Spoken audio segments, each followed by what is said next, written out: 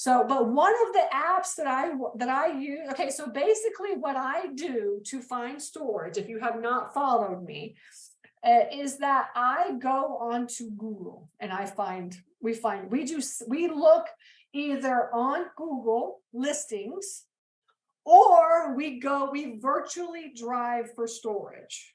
Okay. And so now when I first started out, I like actually drove for storage. And actually, I feel like one of the best ways to find storage, honestly, is to just get out there and drive, because driving for storage equals market research. All right, driving for storage equals market research. Okay, so so I would just drive.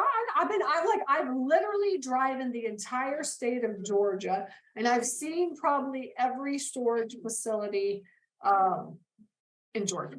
Honestly, I've told you, I've seen almost every storage facility in Georgia, and I'm almost there with like the north part of Florida. I've gotten out and I've driven and looked for Florida's in like the panhandle of Florida, and then also like north of Orlando, right? Actually, I've even gone south of Orlando. I've done a lot of it too.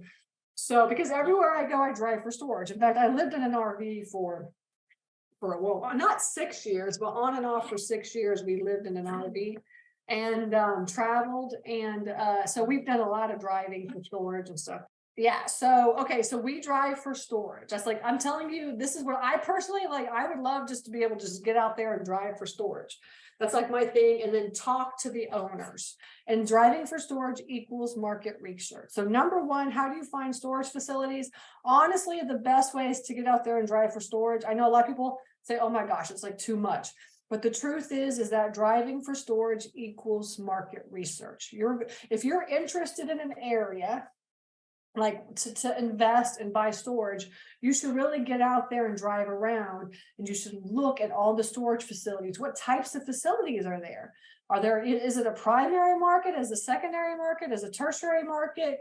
And really kind of educate yourself on what the market looks like. What type of, is there like climate control, boat and RV parking, this kind of a thing, right? So you get out there and you really just educate yourself. And then what you do is, if you do decide to drive for storage, okay, then if you find a storage facility, say, you know what, this is kind of like my style. This is what I'm looking for, whatever it is. If it's like climate control or RV or just a little tiny facility, whatever type of facility it is.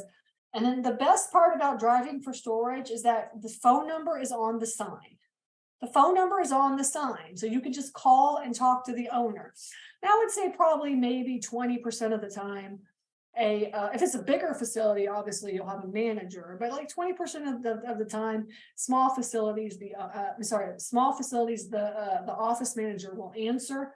But typically, you'll have the owner the owner answer the phone on most of the facilities, because you know that 30% of all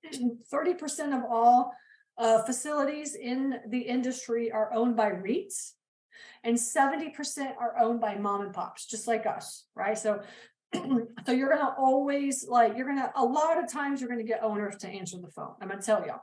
No, actually, okay. So the issue is, there's two issues. One issue is owners will not answer the phone, right? Because that's the one thing with storage facilities, is that people do not answer the phones.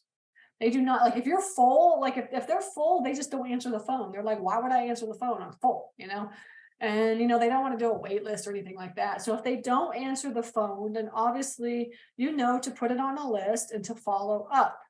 And then when you do answer the phone, right, then essentially you're just going to introduce yourself and say, look, my name is Stacy, and the truth is that I'm just calling all the owners in the area to see if you're interested in getting an offer.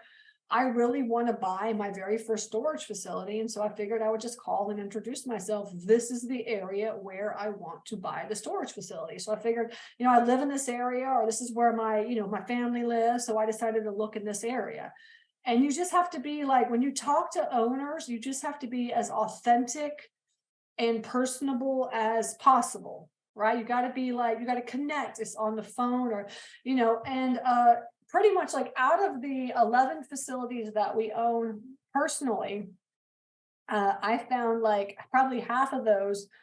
I really was just driving past the facility and I called the facility up and said, hey, I'm just driving past your facility. I'm calling everybody in the area. And I was interested. I was wondering if you'd be interested in getting an offer on your facility. And that is how I got my facilities under contract. All right. So, and this works very, very, very well in tertiary markets. When I say tertiary market, I mean country. All right. That's what I mean, like country. All right. So secondary market is like, like a big town that's in the middle of nowhere. And then the primary market is obviously like the major cities and the suburbs and stuff. Okay. So, but driving for storage works very, very well in tertiary markets. Right. And so that's my favorite way, honestly, to find storage facilities, driving for storage. So if you've been following me, you know that. Okay.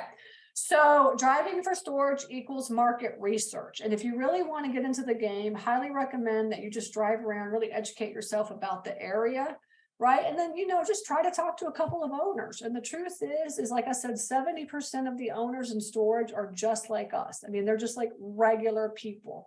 Okay. 30% are going to be bigger players, and you're going to find those in like large secondary markets and then like, suburbs and primary markets, but like most of us, we want to just get our foot in the door. So we're going to be in like smaller primary markets and tertiary markets. And that is where you really truly can just call owners and talk to them and, see if they're interested in getting an offer. You never want to ask anybody if they want to sell. All right. You want to ask them if they would be interested in getting an offer.